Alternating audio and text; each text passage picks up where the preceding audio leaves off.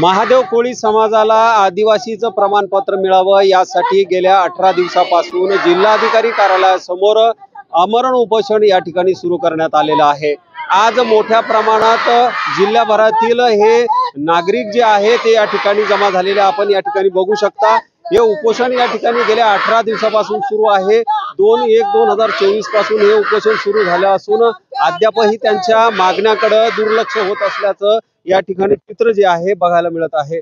सातत्यानं गेल्या 18 दिवसापासून हे उपोषण सुरू आहे।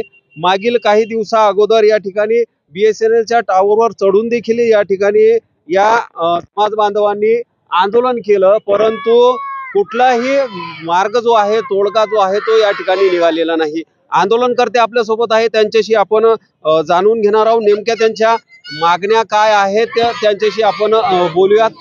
काय सांगाल, आज तुम्हाला भेटीसाठी जिल्हाधिकारी यांनी पत्र दिलं होतं आणि आज सकाळी पुन्हा वेळ बदललेली आहे, काय म्हणणं आहे तुमचं? आमचं असं म्हणणं आहे जे आमचं अन्न त्याग आंदोलन सुरू आहे आणि हे जे गेंदड्याच्या कातड्याचं जे प्रशासन आहे हे आमची जाणून बुजून कोणत्याही राजकीय पक्षाच्या दबावाखाली काम करत आहे। आणि आज आम्हाला आजच्या मीटिंगचं पत्र दिलं होतं आणि आज आम्हाला 12 वाजता त्यांनी पुन्हा पत्र दिलं।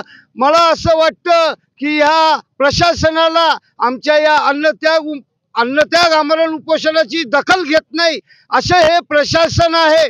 त्यामुळे आम्हाला असे पत्र देऊन पुन्हा 22 तारीख दिली आणि 22 तारखेला राम मंदिराचा उद्घाटन सोहळा आहे। त्या दिवशी सुद्धा त्यांनी आमची ही एक प्रकारची दिशाभूल केली।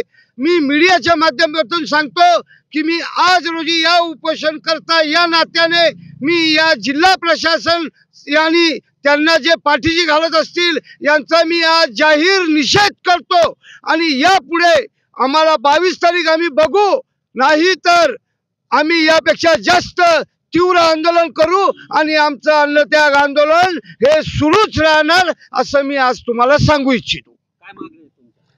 आदिवासी कोळी महादेव जमातीला अनुसूचित जमातीचे प्रमाणपत्र देण्यात यावे आणि वैधता प्रमाणपत्र देण्यात यावे ही आमची मूळ मागणी आहे।